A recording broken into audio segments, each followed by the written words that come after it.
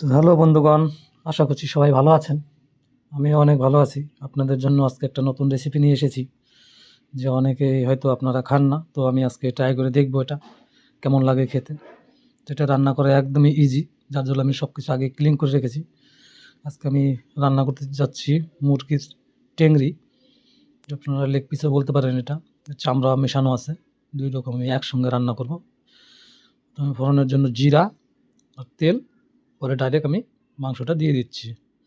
টেংরিগুলা দেওয়ার পরে এটাকে জলটা মোটামুটি আমি শুকিয়ে নিব, তারপরে আমি বাকি উপকরণগুলো দিব। তো এটা কষানোর জন্য প্রথমেই আমি দিয়ে দিচ্ছি লবণ, পরিমাণ মতো লবণ দিয়ে দিয়েছি। তো এটাকে নাড়িয়ে চাড়িয়ে সুন্দরভাবে জলটা বের করে নিব, যতটা জল আছে। এটাতে বেশিটা তেল ব্যবহার করব না, কারণ এটা থেকে খুবই তেল বেরোয়। খেতেও বলে খুব দুর্দান্ত হয় এটা।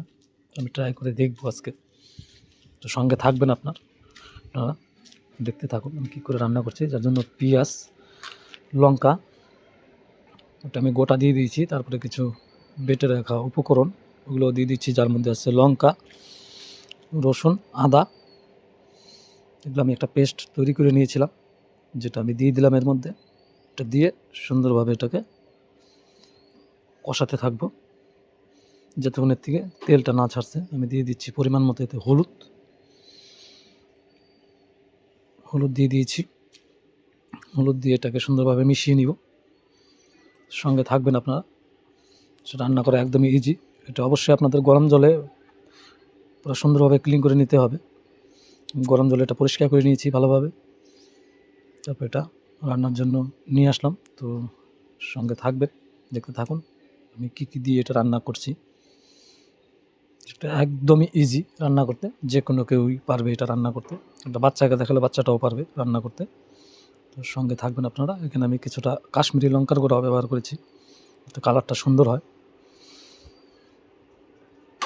দেখতে থাকুন। এটা খুব একটা বেশি সময় লাগবে না রান্নাটা করতে, যেহেতু উনানে রান্না করছি, পুরো ধোয়া ধোয়া উঠতেছে। আপনাদের দেখতে হয়তো একটু অসুবিধা হচ্ছে। তো আমি ধোয়ার সময় চেষ্টা করব আপনাদের দেখানোর, যে কী কী দিচ্ছি আমি। কিছুক্ষণের জন্য এটাকে ঢেকে দিব, যাতে ভালোভাবে সিদ্ধটা হয়ে যায়। সিদ্ধ আমার কিন্তু মোটামুটি এটা হয়ে গেছে, বেশি টাইম লাগে না। এটা ঢাকনিটা সরিয়ে নিচ্ছি আমি। সরিয়ে নিয়ে আরেকটু টাইম কষিয়ে নিব এটাকে।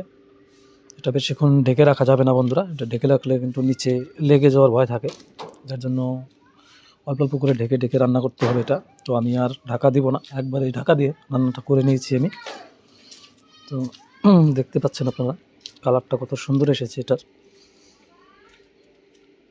দেখতে থাকুন আপনারা, আর বেশি সময় নিব না আপনাদের কাছ থেকে। এটা কিন্তু মোটামুটি আমার রান্নাটা কিন্তু হয়ে গেছে। দেখতে পাচ্ছেন তেল কিন্তু আমি হালকা ব্যবহার করেছিলাম, কতটা তেল বেরিয়েছে এর থেকে দেখতে পাচ্ছেন আপনারা। কালারটাও কিন্তু সুন্দর হয়েছে বন্ধুরা।